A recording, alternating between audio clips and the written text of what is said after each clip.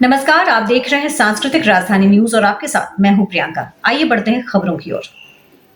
खबरों में बात करते हैं लोकसभा चुनाव 2024 की, जिसके लिए झारखंड में बीजेपी शीर्ष नेतृत्व की ओर से लोकसभा चुनाव को लेकर उम्मीदवारों के नाम पर जमीनी स्तर के पार्टी नेताओं कार्यकर्ताओं से सुझाव लिया जा रहा है।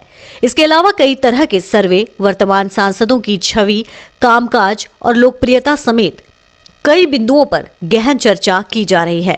इन्हीं सबके बीच झारखंड के कई वर्तमान सांसदों को टिकट कटने का डर भी सता रहा है। झारखंड में 2019 के लोकसभा चुनाव में बीजेपी आजसू पार्टी गठबंधन ने 14 में से 12 सीटों पर जीत हासिल की थी।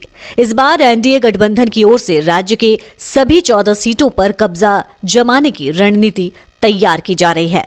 झारखंड में बीजेपी का मास्टर प्लान तैयार किया जा रहा है। पार्टी के अंदर बीजेपी के कई दिग्गज सांसदों का पत्ता कटना तय माना जा रहा है। वहीं पिछली बार सिंहभूम और राजमहल सीट पर बीजेपी को सफलता नहीं मिली थी।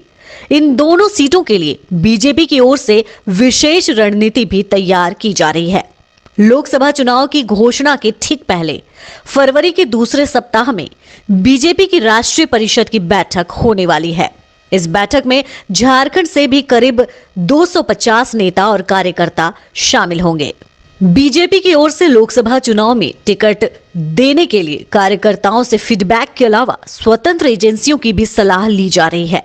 चतरा के मौजूदा सांसद सुनील सिंह को 2019 में भी टिकट लेने के लिए स्थानीय स्तर पर विरोध का सामना करना पड़ा था। इस बार फिर से उनकी राह मुश्किल लग रही है।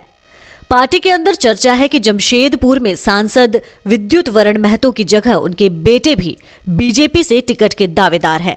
वहां से पार्टी किसी अन्य कुर्मी चेहरे पर भी दांव लगा सकती है। पलामू के बीजेपी सांसद बीडी राम की जगह भी किसी अन्य बड़े चेहरे की तलाश पार्टी के अंदर शुरू हो गई है। लोहरदगा सांसद सुदर्शन भगत की छवि अच्छी है, लेकिन 10 साल तक सांसद रहने के कारण एंटी इनकम्बेंसी का प्रभाव से बचने के लिए आशा लकड़ा और पूर्व आईपीएस अरुण उरांव के नाम की चर्चा है। रांची में सांसद संजय सेठ के अलावा विधायक नवीन जायसवाल और प्रदीप वर्मा के नाम की चर्चा है।